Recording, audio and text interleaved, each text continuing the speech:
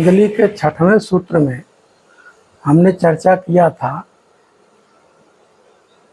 कि वृत्तियां कितने तरह की होती है, जो इस प्रकार था: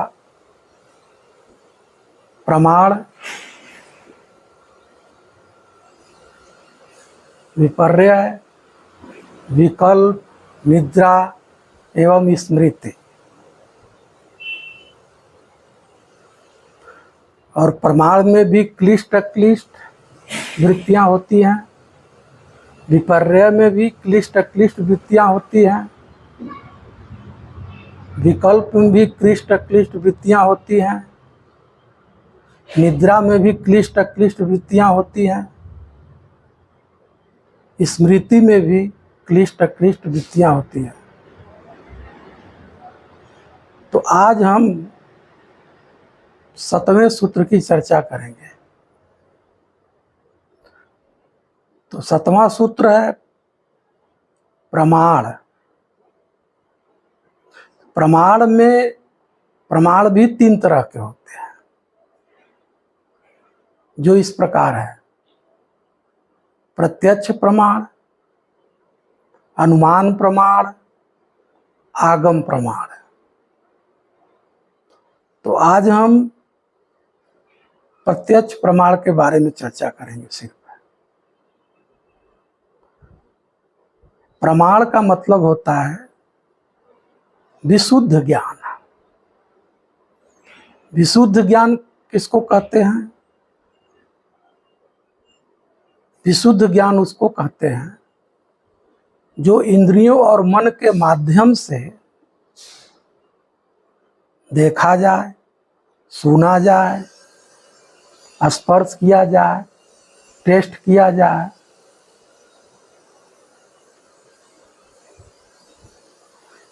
तो डायरेक्ट उसके माध्यम से हम अनुभव करते हैं।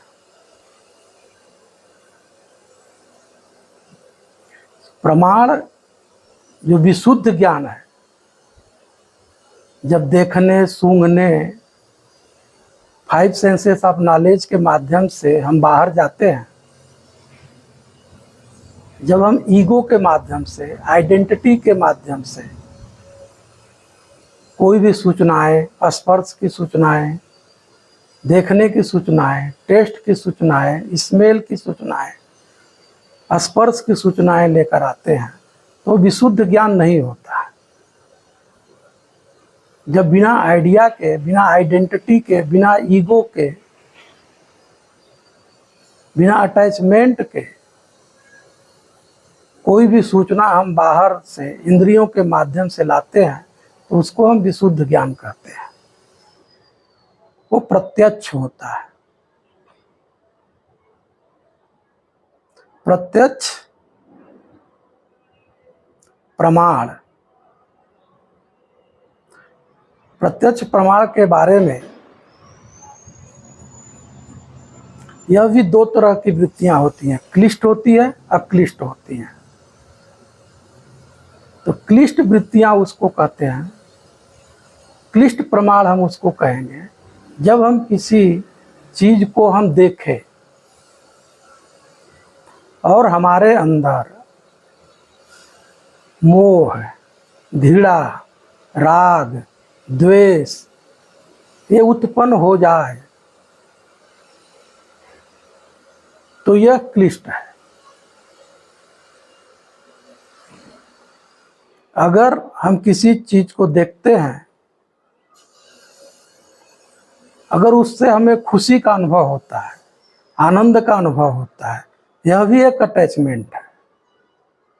लेकिन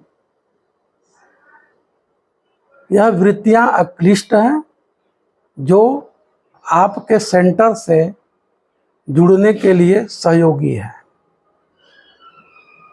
हाँ, इतना ध्यान देना है कि वृत्तियां 5 सेंसेस से होती है, सिर्फ एक सेंसेस से नहीं होती।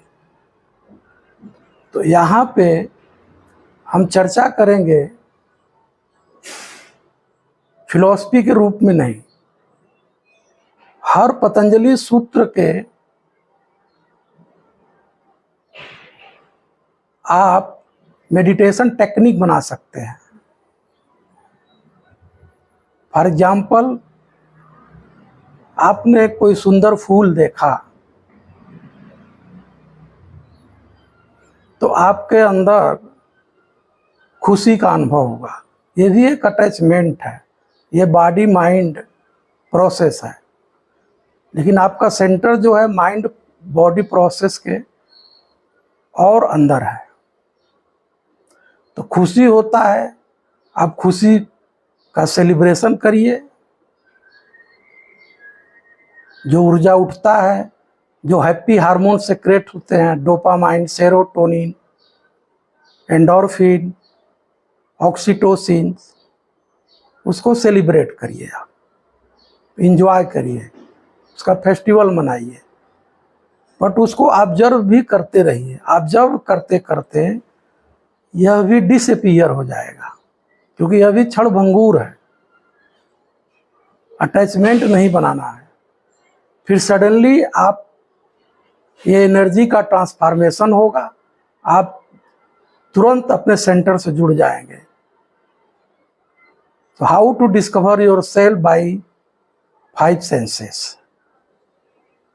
वृत्तियां खत्म नहीं होती, वृत्तियां रहेंगी। बस वृत्तियों को कैसे, आप कौन है इसके डिस्कवर में कैसे सहयोगी बना सकते हैं।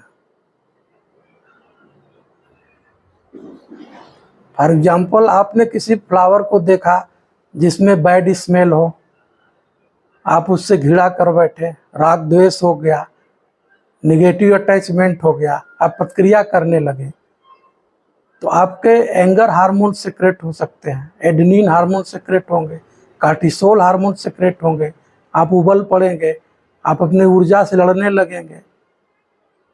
तो ऐसे में यह भी एक ध्यान की विधि है, इससे घबराने की जरूरत नहीं है। किसी चीज को आपने देखा, अगर निगेटिव हार्मोन्स आपने प्रक्रिया किया, निगेटिव हार्मोन सेक्रेट होते हैं, एंगर हार्मोन सेक्रेट होते हैं, घृणा उत्पन्न होता है, तो अभी एक ऊर्जा है। ऊर्जा को देखें, ऊर्जा धीरे धीरे धीरे धीरे धीरे अगर आप प्रतिक्रिया नहीं करेंगे, होश को बनाए रखेंगे, तो यही ऊर्जा पॉजिटिव ऊर्जा में बदल जाएगा। जब पॉजिटिव ऊर्जा में बदल जाएगा तो हैप्पीनेस फील करेंगे। फिर तुरंत dopamine, serotonin, endorphin, oxytocin hormones, neurotransmitter secrete होंगे, हार्मोन्स। फिर ये भी डिसअपीयर हो जाएगा। तो पहला चीज आपको यह ध्यान देना है कि जो कुछ आप देख रहे हैं ऑब्जेक्ट के रूप में, वो ट्रांसफरेबल है, क्षणभंगुर है, चेंजेबल है, वो व्यवहारिक जीवन में आपके काम आने वाले हैं। तो उसके ध्यान की विधि बनाएं और react, negative react, then positive react, then आप अपने सेंटर को डिस्कवर कर सकते हैं कि आप कौन है, हु एम आई। तो प्रत्यक्ष प्रमाण का मतलब होता है जो इंद्रियों के माध्यम से, मन के माध्यम से विशुद्ध ज्ञान उत्पन्न होता है।